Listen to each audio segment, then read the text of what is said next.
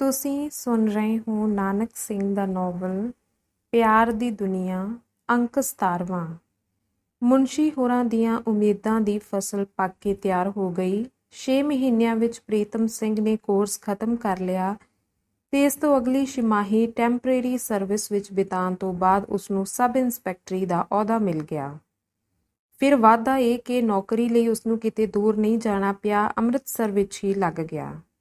ਉਧਰ ਪੁਸ਼ਪਾ ਦੇ ਵਿਆਹ ਦੀ ਕੁੜਮਾਈ ਦਾ ਸਵਾਲ ਤਾਂ ਹਾਲੇ ਮੱਠੇ ਹੀ ਪੈ ਗਿਆ, ਜਦ ਕਿ ਉਸਨੇ ਮੂੰਹ ਪਾੜ ਕੇ ਇਸ ਤੋਂ ਇਨਕਾਰ ਕਰ ਦਿੱਤਾ ਸੀ। ਪਿਛਲੇ ਕੁਝ ਮਹੀਨਿਆਂ ਵਿੱਚ ਮੁਨਸ਼ੀ ਹੋਰਾਂ ਦਾ ਖਰਚ ਕੁਝ ਚੋਖਾ ਹੋ ਗਿਆ ਸੀ। ਵਿਆਜ ਤੋਂ ਛੁੱਟ ਬੈਂਕ ਦੇ ਅਸਲ ਵਿੱਚੋਂ ਵੀ ਉਹਨਾਂ ਨੂੰ ਕੁਝ ਕਢਾਉਣਾ ਪਿਆ। ਇਹ ਕੰਮ ਭਾਵੇਂ ਉਹਨਾਂ ਲਈ ਸਭ ਤੋਂ ਔਖਾ ਤੇ ਦੁਖਦਾਈ ਸੀ, ਪਰ ਪੁੱਤਰ ਦੀ ਠਾਣੇਦਾਰੀ ਵਿੱਚੋਂ ਪ੍ਰਾਪਤ ਹੋਣ ਵਾਲੀ ਮਾਇਆ ਦੀ ਆਸ ਉੱਤੇ ਉਹਨਾਂ ਨੂੰ ਕਿਸੇ ਤਰ੍ਹਾਂ ਇਹ ਕੁਰਬਾਨੀ ਕਰਨੀ ਹੀ ਪਈ। ਹੁਣ ਉਹਨਾਂ ਨੂੰ ਵੀ ਲਾਹੌਰ ਛੱਡ ਕੇ ਅੰਮ੍ਰਿਤਸਰ ਰਹਿਣਾ ਪਿਆ।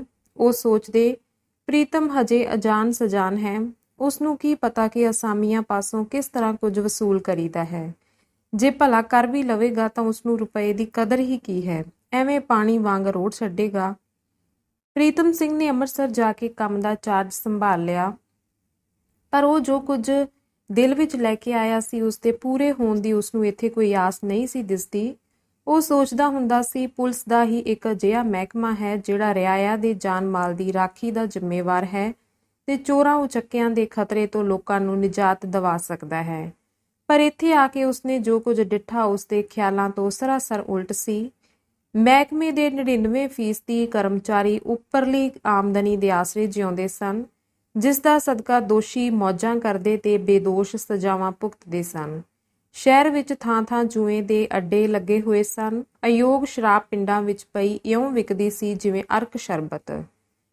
ਕੁਨੀਨ ਵਾਂਗ ਕੁਨੀਨ ਦੀ ਖਰੀਦ ਫਰੋਖਤ ਹੁੰਦੀ ਸੀ। ਕੋਠੀ ਖਾਨੇ ਸ਼ਹਿਰ ਦੇ ਬਾਜ਼ਾਰ ਵਿੱਚ ਗਲੀ ਵਿੱਚ ਮੌਜੂਦ ਸਨ।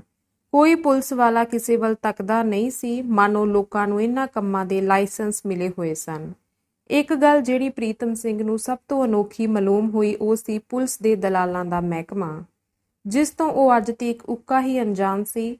ਜਿਸ ਤਰ੍ਹਾਂ ਮੰਡੀਆਂ ਦੇ ਦਲਾਲ ਵਪਾਰੀਆਂ ਵਿੱਚ ਸੌਦਾ ਕਰਾ ਕੇ ਆਪਣੀ ਦਲਾਲੀ ਲੈਂਦੇ ਹਨ, ਇਸੇ ਤਰ੍ਹਾਂ ਦੇ ਸਨ ਇਹ ਪੁਲਿਸ ਦੇ ਦਲਾਲ।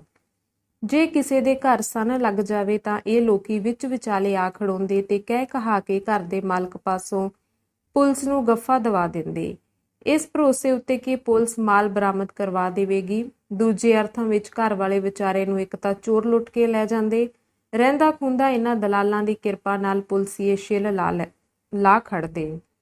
ਸ਼ਹਿਰ ਵਿੱਚ ਕੋਈ ਲੜਾਈ ਫਸਾਦ ਹੋ ਜਾਵੇ ਤਾਂ ਵੀ ਇਹਨਾਂ ਦਲਾਲਾਂ ਦੀ ਚਤੁਰਾਈ ਤੇ ਹਿੰਮਤ ਨਾਲ ਪੁਲਿਸ ਨੂੰ ਦੋਹਾਂ ਫਰੀਕਾਂ ਪਾਸੋਂ ਤਰੋ-ਤਲ ਮਾਲ ਮਿਲ ਜਾਂਦਾ। ਇਹ ਦਲਾਲ ਕੌਣ ਸਨ? ਬਾਜ਼ਾਰਾਂ ਤੇ ਮੁਹੱਲਿਆਂ ਦੇ ਚੌਧਰੀ, ਜਿਨ੍ਹਾਂ ਨੂੰ ਸਰਕਾਰ ਇਸ ਲਈ ਨਿਯਤ ਕਰਦੀ ਹੈ ਕਿ ਉਹ ਆਪਣੇ ਬਾਜ਼ਾਰ ਮੁਹੱਲੇ ਦੀ ਹਰ ਤਰ੍ਹਾਂ ਦੀ ਰਖਵਾਲੀ ਕਰਨ। ਪ੍ਰੀਤਮ ਸਿੰਘ ਨੂੰ ਪੁਲਸੀਆ ਨਾਲ ਵੀ ਇਹਨਾਂ ਚੌਧਰੀਆਂ ਉੱਤੇ ਬਹੁਤ ਗੁੱਸਾ ਸੀ। ਜਿਉਂ-ਜਿਉਂ ਪ੍ਰੀਤਮ ਸਿੰਘ ਇਹਨਾਂ ਭੇਤਾਂ ਨੂੰ ਵਾਚਦਾ ਗਿਆ, ਉਸਦੀ ਹੈਰਾਨੀ ਵੱਧਦੀ ਗਈ।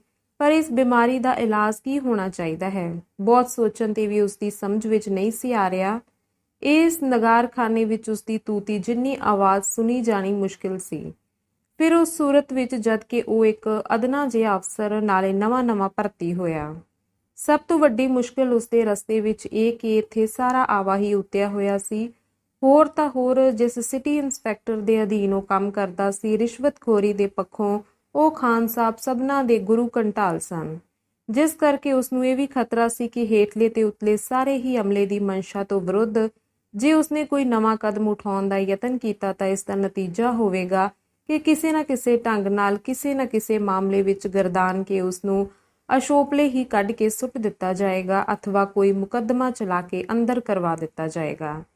ਪਰ ਇਤਨੀ ਨਿਰਾਸ਼ਾਜਨਕ ਹਾਲਤ ਦੇ ਹੁੰਦਿਆਂ ਵੀ ਉਹ ਹਥਿਆਰ ਸੁੱਟਣ ਨੂੰ ਤਿਆਰ ਨਹੀਂ ਸੀ। ਅਖੀਰ ਦਿਮਾਗ ਲੜਾਂਦਿਆਂ ਉਸਨੂੰ ਇੱਕ ਢੰਗ ਸੁੱਝਿਆ। ਕੰਮ ਭਾਵੇਂ ਮੂਰਖਪੁਣੇ ਦੀ ਹੱਦ ਤੀਕ ਦਲੇਰੀ ਵਾਲਾ ਸੀ। ਜੇ ਉਲਟਾ ਪੈ ਗਿਆ ਤਾਂ ਲੈਣੇ ਦੇ ਦੇਣੇ ਪੈ ਜਾਣ ਦਾ ਅੰਦੇਸ਼ਾ ਸੀ, ਪਰ ਨਾਲ ਹੀ ਇਸ ਗੱਲ ਦਾ ਵੀ ਉਸਨੂੰ ਭਰੋਸਾ ਸੀ ਕਿ ਜੇ ਸਿੱਧਾ ਪੈ ਜਾਏ ਤਾਂ ਉਸਦਾ ਮਨਸ਼ਾ ਪੂਰਾ ਹੋਣ ਵਿੱਚ ਕੋਈ ਸ਼ੱਕ ਨਹੀਂ ਹੋਏਗਾ। ਜਿੱਥੋਂ ਤੱਕ ਵੀ ਉਸਦੀ ਨਿਗਾਹ ਜਾ ਸਕਦੀ ਸੀ, ਉੱਪਰਲੇ ਪੁਲਿਸ ਅਫਸਰਾਂ ਬਾਰੇ ਉਹ ਅੰਦਰ ਖਾਤੇ ਪੜਚੋਲ ਕਰਦਾ ਰਿਹਾ ਸੀ ਅਤੇ ਇਸ ਖਿਆਲ ਨਾਲ ਕਿ ਕੀ ਇਹਨਾਂ ਵਿੱਚ ਕੋਈ ਇੱਕ ਐਸਾ ਹੈ ਜਿਸ ਨਾਲ ਉਸਦੇ ਵਿਚਾਰ ਮਿਲਦੇ ਹੋਣ, ਤੇ ਸ਼ੇਕੜ ਇੰਸਪੈਕਟਰ ਜਨਰਲ ਪੁਲਿਸ ਉੱਤੇ ਉਸਦੀ ਨਜ਼ਰ ਜਾ ਟਿਕੀ, ਜਿਹੜਾ ਇੰਗਲੈਂਡ ਤੋਂ ਨਵਾਂ ਆਇਆ ਸੀ, ਜਿਸ ਦਾ ਨਾਂ ਸੀ C.L. ਜੌਨਸਨ, ਜਿਹੜਾ ਕਿਸੇ ਪਾਦਰੀ ਪਰਿਵਾਰ ਵਿੱਚੋਂ ਹੋਣ ਕਰਕੇ ਕਾਫੀ ਹੱਦ ਤੱਕ ਧਾਰਮਿਕ ਖਿਆਲ ਰੱਖਦਾ ਸੀ। ਇਸ ਵਿੱਚ ਕੋਈ ਸ਼ੱਕ ਨਹੀਂ ਕਿ ਮਿਸਟਰ ਜੌਨਸਨ ਬਹੁਤ ਹੀ ਕਰੜੇ ਸੁਭਾਅ ਦਾ ਆਦਮੀ ਸੀ, ਖਾਸ ਕਰਕੇ ਰਾਜ ਧਰੋਹੀ ਤਬਕੇ ਦੇ ਲੋਕਾਂ ਲਈ ਤਾਂ ਜਮਦੂਤ, ਪਰ ਰਿਸ਼ਵਤਖੋਰੀ ਦੇ ਮਾਮਲੇ ਵਿੱਚ 100% ਪਵਿੱਤਰ ਸੀ। ਇੱਥੋਂ ਤੱਕ ਵੀ ਪ੍ਰੀਤਮ ਸਿੰਘ ਨੂੰ ਪਤਾ ਲੱਗਾ ਕਿ ਕਈਆਂ ਛੋਟੇ ਅਫਸਰਾਂ ਨੂੰ ਜਿਨ੍ਹਾਂ ਦੀ ਰਿਸ਼ਵਤਖੋਰੀ ਬਾਰੇ ਉਸਨੂੰ ਇਤਲਾਹ ਮਿਲੀ, ਡਿਸਮਿਸ ਕਰ ਚੁੱਕਾ ਸੀ। ਏਡੇ ਵੱਡੇ ਅਫਸਰ ਪਾਸ ਜਾਣਾ ਇਤਨੇ ਛੋਟੇ ਰੈਂਕ ਦੇ ਕਰਮਚਾਰੀ ਲਈ ਸੌਖੀ ਗੱਲ ਨਹੀਂ ਸੀ, ਤੇ ਫਿਰ ਐਡੀ ਭਾਰੀ ਸਮੱਸਿਆ ਨੂੰ ਲੈ ਕੇ ਇਹ ਸਭ ਜਾਣਦਿਆਂ ਹੋਇਆਂ ਵੀ ਪ੍ਰੀਤਮ ਸਿੰਘ ਉਸ ਨੂੰ ਜਾ ਹੀ ਮਿਲਿਆ ਤੇ ਬਿਨਾਂ ਕਿਸੇ ਕਿਸਮ ਦੇ ਸੰਗ ਸੰਗਾ ਤੋਂ। ਇਤਫਾਕ ਕੀ ਕੁਝ ਐਸਾ ਹੋਇਆ ਕਿ ਕਿਸੇ ਪੋਲੀਟੀਕਲ ਮਾਮਲੇ ਦੀ ਤਫਤੀਸ਼ ਵਿੱਚ ਮਿਸਟਰ ਜੌਨਸਨ ਨੂੰ ਅੰਮ੍ਰਿਤਸਰ ਜਾਣਾ ਪਿਆ, ਜਿਸ ਤੋਂ ਲਾਭ ਉਠਾ ਕੇ ਪ੍ਰੀਤਮ ਸਿੰਘ ਉਸਨੂੰ ਉਸ ਹੋਟਲ ਵਿੱਚ ਜਾ ਮਿਲਿਆ ਜਿੱਥੇ ਉਹ ਠਹਿਰਿਆ ਹੋਇਆ ਸੀ। ਜਾਣ ਤੋਂ ਪਹਿਲਾਂ ਉਸਨੇ ਇੱਕ ਲੰਬੀ ਚਿੱਠੀ ਲਿਖੀ, ਤਕਰੀਬਨ 15 ਸਫ਼ਿਆਂ ਦੀ, ਜਿਸ ਵਿੱਚ ਉਸਨੇ ਖੁੱਲ੍ਹੇ ਪਰ ਬਾਦਲੀਲ ਸ਼ਬਦਾਂ ਵਿੱਚ ਆਪਣੇ ਸਾਰੇ ਵਿਚਾਰ ਤੇ ਮਨੋਰਥ ਪ੍ਰਗਟ ਕਰ ਦਿੱਤੇ, ਤੇ ਜਾਂਦਿਆਂ ਹੀ ਉਸਨੇ ਚਿੱਠੀ ਸਾਹਿਬ ਬਹਾਦਰ ਦੇ ਹੱਥ ਫੜਾ ਦਿੱਤੀ ਤੇ ਸਾਹਿਬ ਦੇ ਸਾਹਮਣੇ ਖੜੋਤਾ ਉਹ ਧੜਕਦੇ ਦਿਲ ਨਾਲ ਇਸ ਦਾ ਪ੍ਰਤੀਕਰਮ ਉਡੀਕਣ ਲੱਗਾ, ਜਿਸ ਦਾ ਫਲ ਉਸ ਲਈ ਨਾ ਕੇਵਲ ਖਾਤਰ ਖੁਆਹ ਬਲਕਿ ਹੌਸਲਾ ਵਧਾਊ ਹੋਇਆ। ਇਤਨੇ ਤੁਸ਼ ਕਰਮਚਾਰੀ ਨੂੰ ਇੰਸਪੈਕਟਰ ਜਨਰਲ ਦਾ ਆਪਣੇ ਨਾਲ ਇੱਕੋ ਸੋਫੇ ਉੱਤੇ ਬਿਠਾਲਣਾ ਤੇ ਕੋਈ ਗੱਲ ਸ਼ੁਰੂ ਕਰਨ ਤੋਂ ਪਹਿਲਾਂ ਭਰਪੂਰ ਪ੍ਰਸ਼ੰਸਾ ਦੇ ਸੰਗ ਵਿੱਚ ਉਸ ਦਾ ਮੋਢਾ ਥਾਪੜਨਾ ਕਿ ਇਦੋਂ ਵੱਧ ਪ੍ਰੀਤਮ ਸਿੰਘ ਲਈ ਹੋਰ ਕੋਈ ਸਫਲਤਾ ਹੋ ਸਕਦੀ ਸੀ। ਪੂਰੇ 2 ਘੰਟੇ ਦੀ ਮੁਲਾਕਾਤ ਤੋਂ ਬਾਅਦ ਜਦ ਪ੍ਰੀਤਮ ਸਿੰਘ ਮੁੜਿਆ ਤਾਂ ਖੁਸ਼ੀ ਨਾਲ ਉਸਦੇ ਕਦਮ ਸਿੱਧੇ ਨਹੀਂ ਸਨ ਪੈਂਦੇ। ਉਸ ਤੋਂ ਅਗਲੇ ਦਿਨ ਫਿਰ ਅਗਲੇਰੇ ਦਿਨ ਉਚੇਚੇ ਤੌਰ ਤੇ ਸਾਹਿਬ ਦਾ ਸੱਦਾ ਪਾ ਕੇ ਉਸਨੂੰ ਲਾਹੌਰ ਉਸਦੀ ਕੋਠੀ ਜਾਣਾ ਪਿਆ, ਤਾਂ ਫਲਰੂਪ ਪ੍ਰੀਤਮ ਸਿੰਘ ਨੂੰ ਆਪਣੇ ਆਲਾ ਅਫਸਰ ਵੱਲੋਂ ਇਤਨੇ ਅਖਤਿਆਰ ਮਿਲ ਗਏ ਜਿਨ੍ਹਾਂ ਦੀ ਮਦਦ ਨਾਲ ਉਹ ਜੋ ਚਾਹੇ ਜਿਵੇਂ ਚਾਹੇ ਕਰ ਸਕਦਾ ਸੀ। ਇਤਨੀ ਜਲਦੀ ਪ੍ਰੀਤਮ ਸਿੰਘ ਨੂੰ ਮਰਜ਼ੀ ਦਾ ਵਾਤਾਵਰਨ ਮਿਲ ਜਾਏਗਾ ਇਸ ਦੀ ਉਸਨੂੰ ਆਸ ਨਹੀਂ ਸੀ। ਇਸ ਦਾ ਵਿਸ਼ੇਸ਼ ਕਾਰਨ ਇਹ ਸੀ ਕਿ ਮਿਸਟਰ ਜੌਨਸਨ ਖੁਦ ਇਸ ਮਾਮਲੇ ਵਿੱਚ ਬਹੁਤ ਡੂੰਘੀ ਦਿਲਚਸਪੀ ਰੱਖਦਾ ਸੀ, ਬਲਕਿ ਇਹ ਕਿ ਆਪਣੇ ਮਹਿਕਮੇ ਵਿੱਚ ਫੈਲੀ ਹੋਈ ਇਸ ਕੋੜ ਦੀ ਬਿਮਾਰੀ ਨੂੰ ਉਹ ਖੁਦ ਨਸ਼ਟ ਕਰਨ ਦੇ ਹੱਕ ਵਿੱਚ ਸੀ। ਪਰ ਉੱਚਰ ਤੱਕ ਉਸਨੂੰ ਕੋਈ ਵੀ ਐਸਾ ਸਹਿਕਾਰੀ ਨਹੀਂ ਸੀ ਮਿਲ ਸਕਿਆ ਜਿਸ ਦੀ ਮਦਦ ਨਾਲ ਐਸਾ ਕਰ ਸਕਦਾ। ਉਸਨੂੰ ਪਤਾ ਸੀ ਕਿ ਇਸ ਹਮਾਮ ਵਿੱਚ ਸਭ ਨੰਗੇ ਨੇ, ਪਰ ਇਤਨਾ ਹੋਣ ਤੋਂ ਵੀ ਇਸ ਕਾਰਵਾਈ ਦੀ ਮੁੱਢਲੀ ਯੋਜਨਾ ਨੂੰ ਪੂਰੇ ਤੌਰ ਤੇ ਗੁਪਤ ਰੱਖਿਆ ਗਿਆ। ਦੋਵੇਂ ਜਾਣਦੇ ਸਨ ਕਿ ਜੇ ਵਕਤ ਤੋਂ ਪਹਿਲਾਂ ਭੇਦ ਖੁੱਲ੍ਹ ਗਿਆ ਤਾਂ ਸਾਰਾ ਵੱਡੀ ਖੋਰਲਾਣਾ ਆਪੋ ਆਪਣੇ ਥਾਂ ਚੁਕੰਨਾ ਹੋ ਜਾਏਗਾ ਤੇ ਜਿਸ ਦਾ ਫਲਰੂਪ ਉਹਨਾਂ ਦੀਆਂ ਵਿਉਂਤਾਂ ਧਰੀਆਂ ਧਰਾਈਆਂ ਰਹਿ ਜਾਣਗੀਆਂ। ਕੇਵਲ ਇਤਨਾ ਹੀ ਕੀਤਾ ਗਿਆ ਕਿ ਅਬਦੁਲ ਮਜੀਦ ਖਾਨ ਨੂੰ, ਜਿਹੜਾ ਪ੍ਰੀਤਮ ਸਿੰਘ ਦੇ ਇਲਾਕੇ ਤੇ ਇੰਸਪੈਕਟਰ ਤਾਇਨਾਤ ਸੀ, ਕਿਸੇ ਦੂਸਰੇ ਇਲਾਕੇ ਵਿੱਚ ਬਦਲ ਦਿੱਤਾ ਗਿਆ ਤੇ ਉਸ ਦੀ ਗੈਰ ਹਾਜ਼ਰੀ ਵਿੱਚ ਆਰਜੀ ਤੌਰ ਤੇ ਪ੍ਰੀਤਮ ਸਿੰਘ ਨੂੰ ਉਸ ਦੇ ਥਾਂ ਤੇ ਨਿਯਤ ਕੀਤਾ ਗਿਆ। ਫਿਰ ਕਾਹਦੀ ਦੇਰ ਸੀ, ਜਦ ਕਿ ਆਪਣੀਆਂ ਨਿੱਜੀ ਵਿਉਂਤਾਂ ਨੂੰ ਅਮਲ ਵਿੱਚ ਲਿਆਉਣ ਦੀ ਪ੍ਰੀਤਮ ਸਿੰਘ ਨੂੰ ਖੁੱਲ੍ਹੀ ਛੁੱਟੀ ਸੀ। ਉਸਨੇ ਸਭ ਤੋਂ ਪਹਿਲਾਂ ਆਪਣੇ ਹੀ ਇਲਾਕੇ ਵਿੱਚ ਧਿਆਨ ਦੇਣਾ ਸ਼ੁਰੂ ਕੀਤਾ। ਮਾਤ ਹਿੱਤਾਂ ਨੂੰ ਕਿਸੇ ਕਿਸਮ ਦਾ ਸ਼ੱਕ ਨਾ ਪਏ, ਉਸਨੇ ਸਹਿਜੇ ਹੀ ਉਹਨਾਂ ਨੂੰ ਉਨਾ ਹੀ ਵਰਗਾ ਬਣ ਕੇ ਮੁੱਠੀ ਵਿੱਚ ਕਰ ਲਿਆ ਤੇ ਉਹਨਾਂ ਦੀ ਹੀ ਮਦਦ ਨਾਲ ਉਸਨੇ ਲਗਭਗ ਸਾਰੇ ਸ਼ਹਿਰ ਦੇ ਕੋਠੀਖਾਨਿਆਂ, ਬਦਮਾਸ਼ਾਂ, ਜਵਾਰੀਆਂ, ਕੋਕੀਨ ਤੇ ਸ਼ਰਾਬ ਫਰੋਸ਼ਾਂ ਤੇ ਪੁਲਿਸੀ ਦਲਾਲਾਂ ਆਦਿ ਦੀਆਂ ਲਿਸਟਾਂ ਤਿਆਰ ਕਰਵਾ ਲਈਆਂ। ਇਸ ਤੋਂ ਅਗਲਾ ਕਦਮ ਜਿਹੜਾ ਉਸਨੇ ਚੁੱਕਿਆ ਇਹ ਸੀ ਥਾਂ-ਥਾਂ ਛਾਪੇ ਮਾਰ ਕੇ ਮੁਜਰਮਾਂ ਨੂੰ ਗ੍ਰਿਫਤਾਰ ਕਰਨਾ। ਬਹੁਤ ਸਾਰੇ ਪੁਲਸੀਏ ਵੀ ਜਿਨ੍ਹਾਂ ਦੇ ਵਿਰੁੱਧ ਸਬੂਤ ਮਿਲੇ ਫੜ ਲਏ ਗਏ ਤੇ ਇਸ ਫੜੋ ਫੜਾਈ ਦਾ ਨਤੀਜਾ ਡਿਸਟ੍ਰਿਕਟ ਜੇਲ੍ਹ ਦੀਆਂ ਸਾਰੀਆਂ ਕੋਠੀਆਂ ਭਰ ਗਈਆਂ। ਕੋਠੀ ਖਾਨਿਆਂ ਦਾ ਕਿਤੇ ਚਿੰਨ੍ਹ ਨਹੀਂ ਸੀ ਦਿਸਦਾ। ਨਜਾਇਜ਼ ਸ਼ਰਾਬ ਤੇ ਕੋਕੀਨ ਦੇ ਵਪਾਰੀ ਜਾਂ ਤਾਂ ਡੱਕੇ ਜਾ ਚੁੱਕੇ ਸਨ ਜਾਂ ਨੱਸ ਗਏ ਸਨ। ਗੁੰਡਾ ਬਦਮਾਸ਼ ਕੋਈ ਢੂੰਡਿਆ ਨਹੀਂ ਸੀ ਲੱਭਦਾ। ਅਦਾਲਤ ਵਿੱਚ ਵਧੇਰੇ ਇਸ ਕਿਸਮ ਦੇ ਮੁਕੱਦਮਿਆਂ ਦੀ ਸੁਣਵਾਈ ਹੋ ਰਹੀ ਸੀ। ਪੁਲਿਸ ਤੋਂ ਲੈ ਕੇ ਮੁਜਰਮ ਪੇਸ਼ਾ ਲੋਕਾਂ ਉੱਤੇ ਪ੍ਰੀਤਮ ਸਿੰਘ ਦਾ ਇਤਨਾ ਦਬਦਬਾ ਸੀ ਕਿ ਨਾ ਕੋਈ ਝੂਠੀ ਗਵਾਹੀ ਦੇਣ ਨੂੰ ਤਿਆਰ ਹੁੰਦਾ, ਨਾ ਹੀ ਕਿਸੇ ਨੂੰ ਵੱਡੀ ਦੇਣ ਜਾਂ ਲੈਣ ਦਾ ਹੌਸਲਾ ਪੈਂਦਾ। ਸਥਾਨਕ ਤੌਰ ਤੇ ਪੰਜਾਬ ਦੇ ਦੂਸਰੇ ਅਖਬਾਰਾਂ ਵਿੱਚ ਪ੍ਰੀਤਮ ਸਿੰਘ ਦੇ ਕਾਰਨਾਮਿਆਂ ਨੂੰ ਮੋਟੇ ਤੋਂ ਮੋਟੇ ਸਿਰਲੇਖਾਂ ਨਾਲ ਛਾਪਿਆ ਜਾ ਰਿਹਾ ਸੀ। ਕਈਆਂ ਪਰਚਿਆਂ ਵਿੱਚ ਤਾਂ ਇੱਥੋਂ ਤੱਕ ਪੜ੍ਹਿਆ ਗਿਆ, ਪੰਜਾਬ ਦੇ ਇਤਿਹਾਸ ਵਿੱਚ ਇਹ ਪਹਿਲਾ ਹੀ ਮੌਕਾ ਹੈ ਜਦ ਕਿਸੇ ਪੁਲਿਸ ਕਰਮਚਾਰੀ ਵੱਲੋਂ ਬਦਅਨਵਾਨੀਆਂ ਦੇ ਖਿਲਾਫ ਐਡੀ ਭਾਰੀ ਮੁਹਿੰਮ ਸ਼ੁਰੂ ਕੀਤੀ ਗਈ ਹੋਵੇ। ਪੁਲਿਸ ਕਪਤਾਨ ਆਸ਼ਸ਼ ਕਰ ਉੱਠਿਆ। ਡਿਪਟੀ ਕਮਿਸ਼ਨਰ ਨੇ ਆਪਣੀ ਕੋਠੀ ਸਦਕੇ ਉਸ ਦਾ ਮਾਣ ਵਧਾਇਆ। ਇਸ ਤੋਂ ਛੁੱਟ ਪ੍ਰੀਤਮ ਸਿੰਘ ਦੀ ਸ਼ਿਕਾਇਤ ਦੇ ਫਲਰੂਪ ਡੀਸੀ ਨੇ ਸ਼ਹਿਰ ਦੇ ਸਾਰੇ ਚੌਧਰੀਆਂ ਨੂੰ ਵਾਰੀ-ਵਾਰੀ ਸੱਦ ਕੇ ਉਹਨਾਂ ਦੇ ਕੰਨ ਖਿੱਚੇ ਤੇ ਪੁਲਿਸ ਦੀ ਦਲਾਲੀ ਕਰਨੋਂ ਵਰਜਿਆ। ਇੱਥੇ ਹੀ ਬਸ ਨਹੀਂ ਕੀਤੀ ਗਈ, ਸਗੋਂ ਉਸਨੇ ਸ਼ਹਿਰ ਵਿੱਚ ਇੱਕ ਸਰਕੂਲਰ ਜਾਰੀ ਕਰ ਦਿੱਤਾ ਕਿ ਜਿਹੜਾ ਚੌਧਰੀ ਮਰੇਗਾ ਅਥਵਾ ਕਿਸੇ ਜੁਰਮ ਬਦਲੇ ਮੌਕੂਫ ਕੀਤਾ ਜਾਵੇਗਾ, ਮੁੜ ਕੇ ਉਸਦੀ ਥਾਂ ਨੂੰ ਪੂਰਾ ਨਹੀਂ ਕੀਤਾ ਜਾਵੇਗਾ।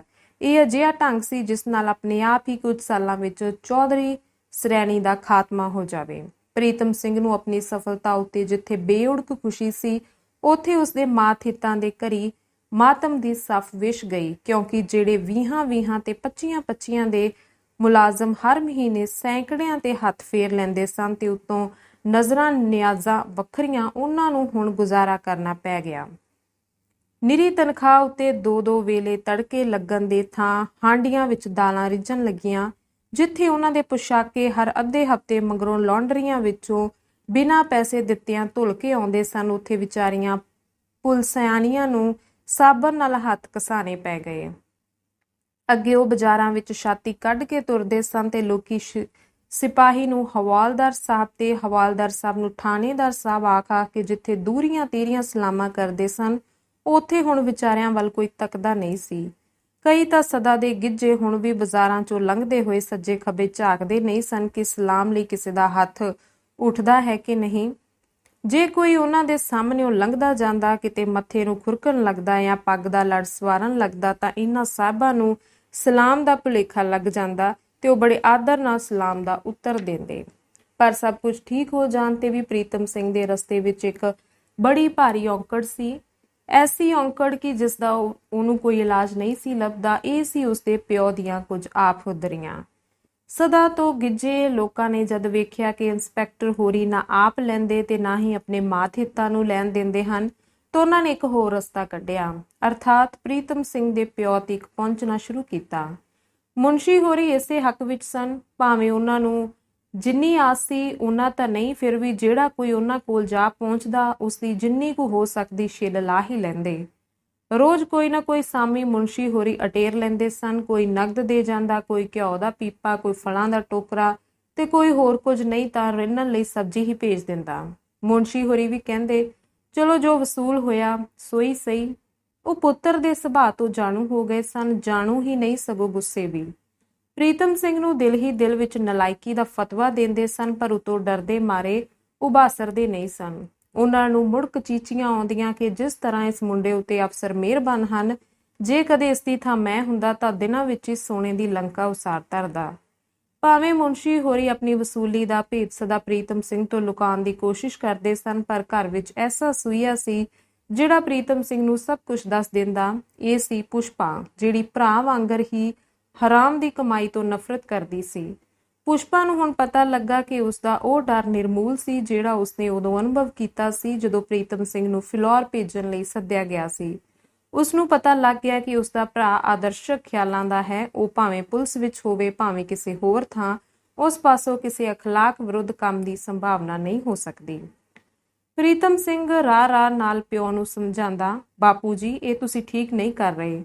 ਇਸ ਤਰ੍ਹਾਂ ਕਰਕੇ ਮੇਰੀ ਸਾਰੀ ਕੀਤੀ ਕਤਰੀ ਉੱਤੇ ਪਾਣੀ ਫੇਰ ਰਹੇ ਹੋ ਤੇ ਨਾਲੇ ਆਪਣੀ ਇੱਜ਼ਤ ਨੂੰ ਵੀ ਦਾਗ ਲਾ ਰਹੇ ਹੋ। ਪਰ ਮੁਨਸ਼ੀ ਹੋਰੀ ਇਸ ਦੇ ਉੱਤਰ ਵਿੱਚ ਉਹੀ ਆਪਣੀਆਂ ਦੁਖੀਆਨੂਸੀ ਦਲੀਲਾਂ ਪੇਸ਼ ਕਰਦੇ। ਅੰਤ ਪ੍ਰੀਤਮ ਸਿੰਘ ਖੱਪ ਖਿੱਚ ਕੇ ਉਹਨਾਂ ਪਾਸੋਂ ਉੱਠ ਜਾਂਦਾ। ਐਤਵਾਰ ਦਾ ਦਿਨ ਸੀ ਤੇ ਪ੍ਰੀਤਮ ਸਿੰਘ ਘਰ ਹੀ ਸੀ। ਘਰ ਵਿੱਚ ਅੱਜ ਕੱਲ੍ਹ ਰੋਜ਼ ਹੀ ਉਸਦੇ ਅਤੇ ਪੁਸ਼ਪਾ ਦੇ ਵਿਆਹ ਸੰਬੰਧੀ ਗੱਲਾਂ ਚੱਲਦੀਆਂ ਰਹਿੰਦੀਆਂ ਸਨ। ਇਧਰ ਕੁਝ ਚਿਰ ਤੋਂ ਉਸਨੂੰ ਇਸ ਮਾਮਲੇ ਉੱਤੇ ਵਿਚਾਰ ਕਰਨ ਦੀ ਵੇਲ ਹੀ ਨਹੀਂ ਸੀ ਮਿਲੀ। ਨਾਲੇ ਪੁਸ਼ਪਾ ਨੇ ਤਾਂ ਉਦੋਂ ਉਸ ਵਿਹਾਜੂ ਨੂੰ ਦੇਖਣ ਤੋਂ ਬਾਅਦ ਸਾਫ਼ ਹੀ ਇਨਕਾਰ ਕਰ ਦਿੱਤਾ ਸੀ। ਸਵੇਰ ਦਾ ਵੇਲਾ ਸੀ। ਕਮਰੇ ਵਿੱਚ ਬੈਠਾ ਪੁਸ਼ਪਾ ਦੇ ਵਿਆਹ ਬਾਰੇ ਸੋਚ ਰਿਹਾ ਸੀ। ਵਿੱਚ ਉਸਨੂੰ ਆਪਣੇ ਪੁਰਾਣੇ ਦੋਸਤ ਸਾਦਿਕ ਦੀ ਵੀ ਯਾਦ ਸਤਾ ਰਹੀ ਸੀ, ਜਿਸ ਨੂੰ ਉਸਨੇ ਪਿੰਡ ਦੇ ਪਤੇ ਉੱਤੇ ਕਿੰਨੇ ਹੀ ਖੱਤ ਪਾਏ ਸਨ, ਪਰ ਕਿਸੇ ਦਾ ਵੀ ਜਵਾਬ ਨਹੀਂ ਆਇਆ। ਕਿੱਧਰ ਗਾਇਬ ਹੋ ਗਿਆ ਕੰਬਖਤ? ਕਿ ਇਹ ਚੰਗੇ ਦਿਨ ਗੁਜ਼ਾਰੇ ਸਨ ਉਸ ਨਾਲ। ਇਸ ਵੇਲੇ ਜੇ ਉਹ ਮਿਲਦਾ ਤਾਂ ਮੈਨੂੰ ਕਿੰਨੀ ਖੁਸ਼ੀ ਹੁੰਦੀ। ਇਹਨਾਂ ਖਿਆਲਾਂ ਵਿੱਚ ਬੈਠਿਆਂ ਉਸਦੀ ਤਬੀਅਤ ਕੁਝ ਪੜ੍ਹਨ ਨੂੰ ਕੀਤੀ। ਉੱਠ ਕੇ ਅਲਮਾਰੀ ਦਾ ਉਹ ਖਾਨਾ ਫੁੱਲਣ ਲੱਗ ਪਿਆ ਜਿਸ ਵਿੱਚ ਉਸਦੀਆਂ ਕੁਝ ਕਿਤਾਬਾਂ ਪਈਆਂ ਸਨ। ਉਸਨੇ ਕਈ ਕਿਤਾਬਾਂ ਚੁੱਕੀਆਂ ਤੇ ਕਈ ਰੱਖੀਆਂ, ਪਰ ਕਿਸੇ ਨੂੰ ਪੜ੍ਹਨ ਤੇ ਉਸਦਾ ਦਿਲ ਨਾ ਕੀਤਾ। ਅੰਤ ਦੂਜਾ ਖਾਨਾ ਫੁੱਲਣ ਲੱਗਿਆ। ਇਸ ਵਿਚਲੀਆਂ ਸਭ ਕਿਤਾਬਾਂ ਪੁਸ਼ਪਾ ਦੀਆਂ ਸਨ। ਕਿਤਾਬਾਂ ਬਹੁਤ ਸਾਰੀਆਂ ਨਵੀਆਂ ਸਨ, ਜਿਹੜੀਆਂ ਉਸਨੂੰ ਮਾਲੂਮ ਹੋਇਆ ਕਿ ਪੁਸ਼ਪਾ ਨੇ ਹੁਣੇ ਹੀ ਖਰੀਦੀਆਂ ਹਨ। ਉਹ ਹੈਰਾਨ ਰਹਿ ਗਿਆ। ਕਿਸੇ ਲਾਜਪਤ ਰਾਏ, ਕਿਤੇ ਮੋਤੀ ਲਾਲ ਤੇ ਕਿਤੇ ਗਾਂਧੀ, ਸਭ ਇਸ ਛੋਟੇ ਜਿਹੇ ਖਾਨੇ ਵਿੱਚ ਬੰਦ ਸਨ। ਉਸਨੇ ਇੱਕ-ਇੱਕ ਕਰਕੇ ਸਾਰੀਆਂ ਕਿਤਾਬਾਂ ਫੋਲਣੀਆਂ ਸ਼ੁਰੂ ਕਰ ਦਿੱਤੀਆਂ। ਅਖੀਰ ਉਸਦੀ ਨਜ਼ਰ ਇੱਕ ਤੁਰ ਹੇਠਲੀ ਕਿਤਾਬ ਉੱਤੇ ਪਈ, ਜੋ ਕਿਤਾਬ ਨਹੀਂ, ਇੱਕ ਹਰੀ ਜਿਲਦ ਵਾਲੀ ਕਾਪੀ ਸੀ। ਇਸ ਦੇ ਸਾਰੇ ਵਰਕੇ ਪੁਸ਼ਪਾ ਦੇ ਹੱਥਾਂ ਦੇ ਲਿਖੇ ਹੋਏ ਸਨ। ਪ੍ਰੀਤਮ ਸਿੰਘ ਨੇ ਉਸ ਨੂੰ ਫੋਲਣਾ ਸ਼ੁਰੂ ਕੀਤਾ। ਉਹ ਵਰਕੇ ਪਰਤਾਂਦਾ ਜਾਂਦਾ ਸੀ, ਜੋ ਕਾਪੀ ਦੇ ਵਿਚਾਲੇ ਕਰਕੇ ਇੱਕ ਦੋ ਉਂਗਲਾਂ ਦਾ ਕਾਗਜ਼ ਦਾ ਪੁਰਜਾ ਉਸਨੂੰ ਦਿਸਿਆ, ਜਿਹੜਾ ਪਹਿਲਾਂ ਤਾਂ ਉਸਨੇ ਪੁਸਤਕ ਪਾਠ ਦੀ ਨਿਸ਼ਾਨੀ ਦੇ ਤੌਰ ਪਿਆ ਸਮਝਿਆ, ਪਰ ਜਦ ਉਸਨੇ ਕਾਗਜ਼ ਦੀਆਂ ਸਤਰਾਂ ਪੜ੍ਹੀਆਂ ਤਾਂ ਸੋਚਾਂ ਵਿੱਚ ਪੈ ਗਿਆ। ਇਸ ਉੱਤੇ ਇੰਨਾ ਹੀ ਲਿਖਿਆ ਸੀ, ਜਾ ਰਿਹਾ ਹਾਂ, ਸ਼ਾਇਦ ਜ਼ਿੰਦਗੀ ਵਿੱਚ ਕਦੇ ਕਿਸਮਤ ਮੇਲ ਕਰੇ। ਤੁਹਾਡੀ ਸੇਵਾ ਦਾ ਮੁੱਲ ਚੁਕਾਉਣ ਲਈ ਮੈਨੂੰ ਕਈ ਜਨਮ ਲੈਣੇ ਪੈਣਗੇ। ਇੱਕ ਰਾਹ ਜਾਂਦੇ ਮੁਸਾਫਰ ਨੂੰ ਭੁੱਲ ਜਾਣਾ ਹੀ ਸੁਖਦਾਈ ਹੋ ਸਕਦਾ ਹੈ। ਸੇਵਾਦਾਸ।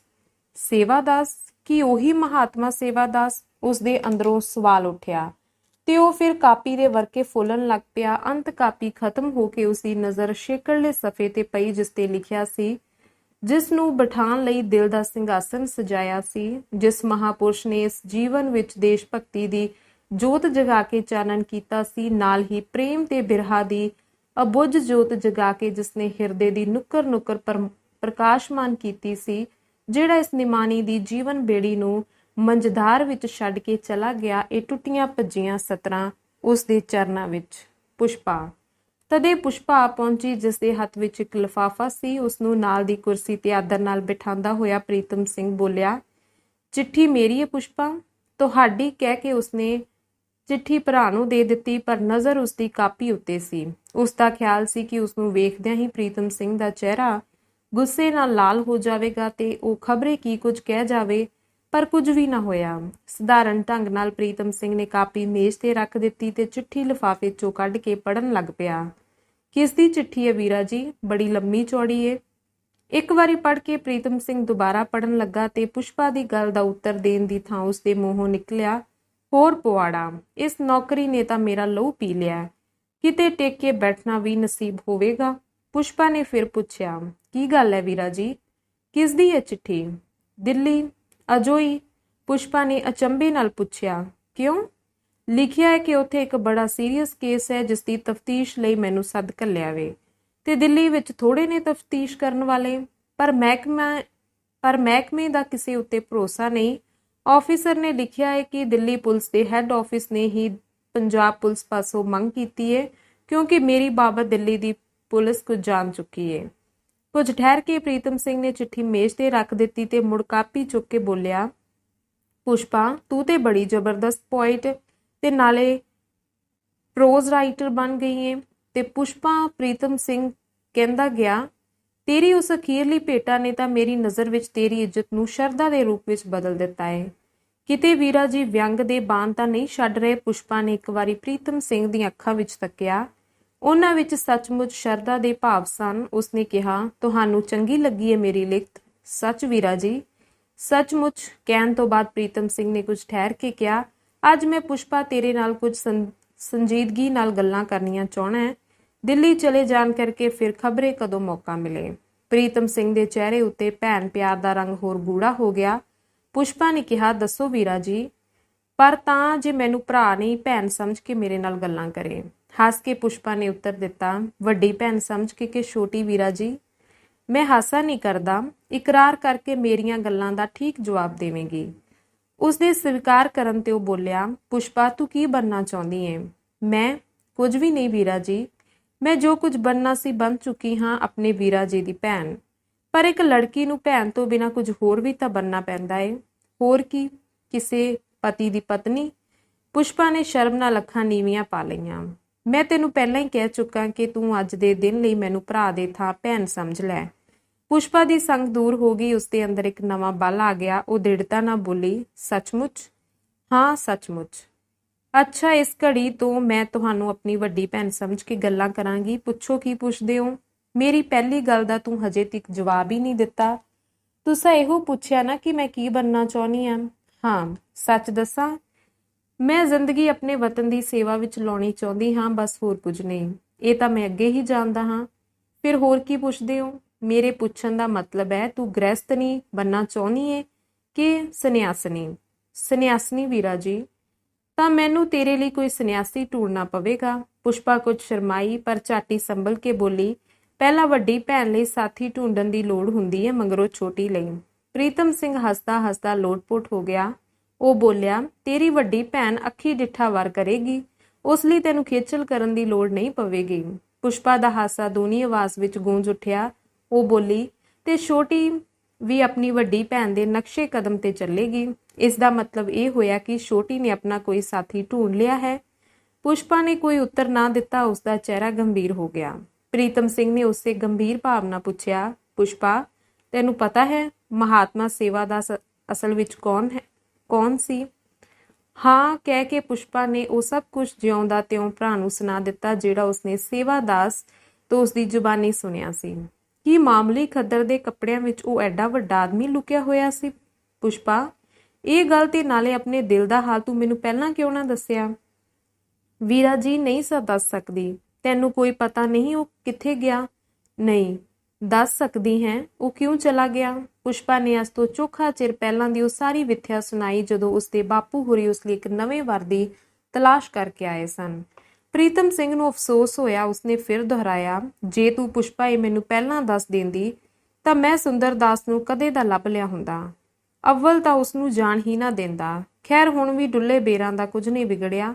ਮੈਂ ਉਸਨੂੰ ਲੱਭ ਕੇ ਛੱਡਾਂਗਾ। ਪਰ ਤੂੰ, ਕਹਿੰਦਾ ਉਹ ਰੁਕ ਗਿਆ। ਪੁਸ਼ਪਾ ਦੇ ਅੱਥਰੂ ਛਲਕ ਰਹੇ ਸਨ। ਉਹ ਉਸਦੇ ਦਿਲ ਦੀ ਪੀੜ ਨੂੰ ਸਮਝ ਕੇ ਚੁੱਪ ਹੋ ਗਿਆ। ਪੁਸ਼ਪਾ ਇਸ ਮਾਮਲੇ ਨੂੰ ਇੱਥੇ ਹੀ ਖਤਮ ਕਰਨਾ ਚਾਹੁੰਦੀ ਸੀ। ਉਹ ਵੱਡੇ ਭਰਾ ਦੇ ਸਾਹਮਣੇ ਐਦੂ ਬਹੁਤਾ ਨਹੀਂ ਸੀ ਖੁੱਲ੍ਹਣਾ ਚਾਹੁੰਦੀ। ਗੱਲ ਦਾ ਰੁਖ ਪਲਟਦੀ ਹੋਈ ਬੋਲੀ, ਵੀਰਾ ਜੀ, ਤੁਸੀਂ ਅੱਜ ਹੀ ਚਲੇ ਜਾਓਗੇ ਦਿੱਲੀ? ਹਾਂ ਪੁਸ਼ਪਾ। ਉਸ ਦੀਆਂ ਗਿੱਲੀਆਂ ਪਲਕਾਂ ਤੋਂ ਨਜ਼ਰ ਹਟਾ ਕੇ ਪ੍ਰੀਤਮ ਸਿੰਘ ਕਹਿਣ ਲੱਗਾ, ਅੱਜੋ ਹੀ? ਮਾਮਲਾ ਕੋਈ ਬੜਾ ਗੁੰਝਲਦਾਰ ਮਾਲੂਮ ਹੁੰਦਾ ਏ। ਅਖਬਾਰਾਂ ਵਿੱਚ ਤਾਂ ਤੂੰ ਪੜ੍ਹਦੀ ਹੋਵੇਂਗੀ। ਦਿੱਲੀ ਵਿੱਚ ਕੁਝ ਚਿਰ ਤੋਂ ਬੜੀਆਂ ਵਾਰਦਾਤਾਂ ਹੋ ਰਹੀਆਂ ਨੇ। ਪਿੱਛੇ ਜਿਹੇ ਟ੍ਰਿਬਿਊਨ ਵਿੱਚ ਛਪਿਆ ਸੀ ਕਿ ਲਖਨਊ ਦੇ ਇੱਕ ਪਤਵੰਤੇ ਦਾ ਖੂਨ ਹੋ ਗਿਆ ਹੈ ਤੇ ਉਸਦੀ ਜਵਾਨ ਵਹੁਟੀ ਹਜ਼ਾਰਾਂ ਦੇ ਜੇਵਰ ਸਣੇ ਉਡਾਈ ਗਈ ਹੈ। ਉਸ ਵਿੱਚ ਇਹ ਵੀ ਲਿਖਿਆ ਹੋਇਆ ਸੀ ਕਿ ਇਹ ਕੰਮ ਦਿੱਲੀ ਦੀ ਕਿਸੇ ਬਦਮਾਸ਼ ਪਾਰਟੀ ਦਾ ਹੈ। ਇਸ ਤੋਂ ਛੁੱਟ ਦਿੱਲੀ ਵਿੱਚ ਨਕਲੀ ਸਿੱਕਿਆਂ ਦੀ ਅਗਵਾਈ ਦੀ ਤੇ ਚੋਰੀਆਂ ਡਾਕਿਆਂ ਦੀ ਵੀ ਅੱਜਕੱਲ ਬੜੀ ਭਰਮਾਰ ਹੈ। ਪਤਾ ਲੱਗਾ ਕਿ ਉੱਥੇ ਬੜੇ ਖਤਰਨਾਕ ਜਾਲਸਾਜ਼ਾਂ ਤੇ ਗੁੰਡਿਆਂ ਦੀਆਂ ਕਈ ਪਾਰਟੀਆਂ ਨੇ। ਪੁਲਿਸ ਨਾਲ ਉਹਨਾਂ ਲੋਕਾਂ ਦੀ ਗੰਢ ਧੁੱਪ ਹੈ ਜਿਸ ਕਰਕੇ ਉਹਨਾਂ ਦੇ ਫੜੇ ਜਾਣ ਦਾ ਖਤਰਾ ਨਹੀਂ। ਜਿੱਥੋਂ ਤੱਕ ਮੇਰਾ ਖਿਆਲ ਹੈ ਕਿਸੇ ਇਸੇ ਕਿਸਮ ਦੇ ਮਾਮਲੇ ਵਿੱਚ ਮੈਨੂੰ ਸੱਦਿਆ ਜਾ ਰਿਹਾ ਹੈ। ਪੁਸ਼ਪਾ ਸੁਣ ਕੇ ਡਰ ਨਾਲ ਸਹਿਮ ਗਈ ਕਿ ਐਡੀ ਖਤਰਨਾਕ ਮੁਹਿੰਮ ਉੱਤੇ ਉਸਦਾ ਭਰਾ ਜਾ ਰਿਹਾ ਹੈ। ਗੱਲਾਂ ਦੇ ਸਿਲਸਿਲੇ ਵਿੱਚ ਨੌਕਰ ਕਈ ਵਾਰੀ ਰੋਟੀ ਲਈ ਕਹਿਣ ਆਇਆ ਸੀ। ਪੁਸ਼ਪਾ ਪ੍ਰੀਤਮ ਸਿੰਘ ਨੂੰ ਨਾਲ ਲੈ ਕੇ ਰਸੋਈ ਵਿੱਚ ਜਾ ਪਹੁੰਚੀ। ਉਸੇ ਰਾਤ ਪ੍ਰੀਤਮ ਸਿੰਘ ਦਿੱਲੀ ਲਈ ਰਵਾਨਾ ਹੋ ਗਿਆ। ਅੰਕ 18ਵਾਂ। 20ਵੀਂ ਸਦੀ ਦੇ ਪਹਿਲੇ ਦੂਜੇ ਦਹਾਕੇ ਵਿੱਚ ਦਿੱਲੀ ਦਾ ਹੁਲੀਆ ਅੱਜ ਵਰਗਾ ਨਹੀਂ ਸੀ। ਅੱਜ ਤੋਂ ਅੱਧੀ ਸਦੀ ਪਹਿਲਾਂ ਵਾਲੀ ਦਿੱਲੀ ਕੁਝ ਹੋਰ ਤਰ੍ਹਾਂ ਦੀ ਸੀ। ਉਦੋਂ ਵਿੱਚ ਤੇ ਅੱਜ ਵਿੱਚ ਜ਼ਮੀਨ ਅਸਮਾਨ ਦਾ ਫਰਕ ਪੈ ਗਿਆ ਹੈ ਤੇ ਉਸ ਜ਼ਮਾਨੇ ਦਾ ਜ਼ਿਕਰ ਹੈ। ਸੰਘਣੀ ਆਬਾਦੀ ਤੋਂ ਬਾਹਰ ਨਿਕਲ ਕੇ ਜੇ ਤੁਸੀਂ ਜਮਨਾ ਦਾ ਪੁਲ ਲੰਘ ਜਾਓ ਤੇ 5-7 ਮੀਲ ਹੋਰ ਅਗਾਂਹ ਤੁਰੇ ਜਾਓ ਤਾਂ ਤੁਸੀਂ ਇੱਕ ਅਜਿਹੀ ਥਾਵੇਂ ਅੱਪੜੋਗੇ ਜਿੱਥੇ ਦੂਰ ਤੋੜੀ ਫੈਲੇ ਹੋਏ ਪੁਰਾਣੇ ਖੰਡਰ ਤੁਹਾਡੀ ਨਜ਼ਰੀ ਪੈਣਗੇ। ਇਸ ਥਾਂ ਦੀ ਅਸਲੀਅਤ ਬਾਬਤ ਲੋਕਾਂ ਦੇ ਵੱਖੋ-ਵੱਖ ਖਿਆਲ ਹਨ। ਕੋਈ ਕਹਿੰਦਾ ਹੈ ਕਿ ਇੱਥੇ ਬਾਦਸ਼ਾਹ ਜਹਾਂਗੀਰ ਦੇ ਮਹਿਲ ਹੁੰਦੇ ਸਨ ਤੇ ਕਈ ਕਹਿੰਦੇ ਨੇ ਕਿਸੇ ਜ਼ਮਾਨੇ ਅਕਬਰ ਦਾ ਕਿਲਾ ਸੀ। ਇਸ ਦੇ ਹੇਠਾਂ ਹੁਣ ਵੀ ਇੱਕ ਜ਼ਮੀਨ-ਦੋਜ਼ ਕਿਲਾ ਮੌਜੂਦ ਹੈ, ਪਰ ਲਾਗੇ ਚਾਗੇ ਵਸਣ ਵਾਲੇ ਲੋਕਾਂ ਦਾ ਖਿਆਲ ਹੈ ਕਿ ਇੱਥੇ ਜਿੰਨ ਭੂਤ ਵਸਦੇ ਹਨ ਤੇ ਦੇਵਾਂ ਪਰੀਆਂ ਦੇ ਬਾਦਸ਼ਾਹ ਸੁਲੇਮਾਨ ਨੇ ਇਸ ਥਾਂ ਨੂੰ ਵਸਾਇਆ ਸੀ। ਭੂਤ ਹੋਣ ਭਾਵੇਂ ਨਾ, ਪਰ ਉਂਝ ਇਹ ਥਾਂ ਹੈ ਇਤਨਾ ਡਰਾਉਣਾ ਤੇ ਸੁੰਨਸਾਨ ਕਿ ਇਸ ਨੂੰ ਵੇਖ ਕੇ ਆਦਮੀ ਦਾ ਦਿਮਾਗ ਬਦੋ-ਬਦੀ ਭੂਤਾਂ ਦੀ ਕਲਪਨਾ ਕਰਨ ਲੱਗ ਪੈਂਦਾ ਹੈ। ਆਮ ਲੋਕਾਂ ਦੇ ਦਿਲਾਂ ਵਿੱਚ ਇਸ ਥਾਂ ਬਾਰੇ ਇਤਨਾ ਡਰ ਹੈ ਕਿ ਹਨੇਰੇ ਸਵੇਰੇ ਕੋਈ ਇਸ ਰਸਤਿਓਂ ਲੰਘਣ ਦਾ ਹੀਆ ਨਹੀਂ ਕਰ ਸਕਦਾ। ਜਮਨਾ ਵਿੱਚ ਬੇੜੀਆਂ ਚਲਾਉਣ ਵਾਲੇ ਮਲਾਹ ਵੀ ਜਦ ਇੱਥੋਂ ਦੀ ਲੰਘਦੇ ਹਨ ਤਾਂ ਕਿਸ਼ਤੀਆਂ ਨੂੰ ਇਸ ਕੰਢਿਓਂ ਦੂਰ ਹਟਾ ਕੇ ਪਰਲੇ ਕੰਢੇ ਦੇ ਨੇੜੇ ਹੋ ਤੁਰਦੇ ਹਨ। ਇਸ ਖੰਡਰ ਦੀਆਂ ਛੱਤਾਂ ਤੋਂ ਸਖਣੀਆਂ ਤੇ ਅੱਧ ਟੁੱਟੀਆਂ ਕੰਧਾਂ ਹਜੇ ਤੀਕ ਨਦੀ ਦੇ ਕੰਢੇ ਦੂਰ ਤੋੜੀ ਖੜੀਆਂ ਆਪਣੀ ਪੁਰਾਤਨਤਾ ਦਾ ਦ੍ਰਿਸ਼ ਦਿਖਾ ਰਹੀਆਂ ਹਨ। ਇਹਨਾਂ ਦਾ ਪਰਛਾਵਾਂ ਨਦੀ ਦੇ ਪਾਣੀ ਉੱਤੇ ਹੁਲਾਰੇ ਲੈਂਦਾ ਹੋਇਆ ਖੰਡਰ ਦੀ ਉਦਾਸੀ ਵਿੱਚ ਕੁਝ ਰੌਣਕ ਜਿਹੀ ਦਾ ਸੰਚਾਰ ਕਰ ਦਿੰਦਾ ਹੈ। ਇਸ ਡਰਾਉਣੇ ਪਾਸੇ ਵੱਲ ਕਦੇ ਕੋਈ ਘੱਟ ਹੀ ਆਉਂਦਾ ਜਾਂਦਾ ਹੈ। ਦੂਰ ਤੋੜੀ ਇਸ ਦੇ ਆਸ-ਪਾਸ ਕੋਈ ਸੜਕ ਨਹੀਂ। ਤਾਈਏ ਤਾਂ ਇਸ ਨੂੰ ਵੇਖ ਕੇ ਦਿਲ ਵਿੱਚ ਖਿਆਲ ਪੈਦਾ ਹੁੰਦਾ ਹੈ ਕਿ ਇਹੋ ਜਿਹੀ ਨੈਸ਼ ਥਾਵੇਂ ਕੋਈ ਆਵੇ ਤਾਂ ਕਿਉਂ। 3 ਤਰ੍ਹਾਂ ਦੇ ਆਦਮੀਆਂ ਵਿੱਚੋਂ ਜੇ ਕੋਈ ਭੁੱਲਾ ਚੁੱਕਾ ਇਸ ਪਾਸੇ ਆ ਨਿਕਲੇ ਤਾਂ ਕੋਈ ਵੱਡੀ ਗੱਲ ਨਹੀਂ। ਅਰਥਾਤ ਕੋਈ ਸ਼ਾਇਰ ਜਾਂ ਪ੍ਰੇਮ ਦਾ ਰੋਗੀ ਤੇ ਜਾਂ ਕੋਈ ਪਾਗਲ। ਇਹਨਾਂ ਤਿੰਨਾਂ ਤਰ੍ਹਾਂ ਦੇ ਆਦਮੀਆਂ ਤੋਂ ਛੁੱਟ ਇੱਕ ਚੌਥੀ ਕਿਸਮ ਦੇ ਆਦਮੀ ਵੀ ਹਨ ਜਿਨ੍ਹਾਂ ਲਈ ਇਹ ਥਾਂ ਲਾਭਦਾਇਕ ਹੋ ਸਕਦੀ ਹੈ, ਅਰਥਾਤ ਚੋਰ ਉਚੱਕੇ, ਕਿਉਂਕਿ ਉਹਨਾਂ ਲਈ ਇੱਥੇ ਪੁਲਿਸ ਦਾ ਕੋਈ ਖਤਰਾ ਨਹੀਂ। ਨਦੀ ਦੇ ਕੰਢੇ ਤੇ ਇਹਨਾਂ ਖੰਡਰਾਂ ਖੋਲਿਆਂ ਦੇ ਵਿਚਾਲੇ ਕੁਝ ਕੁ ਜਰਾ ਸਾਬਿਤ ਪਰ ਖਸਤਾ ਹਾਲਤ 'ਚ ਮਕਾਨ ਵੀ ਮੌਜੂਦ ਹਨ। ਇਹਨਾਂ ਦੀ ਹਾਲਤ ਭਾਵੇਂ ਉਨੀ ਚੰਗੀ ਨਹੀਂ ਜਿੰਨੀ ਕਿਸੇ ਰਹਿਣਯੋਗ ਮਕਾਨ ਦੀ ਹੁੰਦੀ ਹੈ, ਫਿਰ ਵੀ ਕਿਸੇ ਕਿਸੇ ਦੀਆਂ ਛੱਤਾਂ ਸਾਬਿਤ ਹਨ। ਹੋ ਸਕਦਾ ਹੈ ਕਿਸੇ ਇਕਾਂਤਵਾਸੀ ਨੇ ਕਦੇ ਇਸ ਥਾਂ ਨੂੰ ਆਪਣੇ ਜੀਵਨ ਦੇ ਬਾਕੀ ਦਿਨ ਬਿਤਾਉਣ ਲਈ ਚੁਣਿਆ ਹੋਵੇ ਤੇ ਕੁਝ ਉਚੇਰੇ ਖੋਲਿਆਂ ਨੂੰ ਮੁਰੰਮਤ ਕਰਵਾ ਕੇ ਰਹਿਣਯੋਗ ਬਣਾ ਲਿਆ ਹੋਵੇ। ਇਸ ਖੰਡਰ ਦੇ ਨਾਲ ਲੱਗਦਾ ਹੀ ਇੱਕ ਪੁਰਾਣਾ ਕਬਰਿਸਤਾਨ ਚੋਖੀ ਦੂਰ ਤੱਕ ਫੈਲਿਆ ਹੋਇਆ ਹੈ।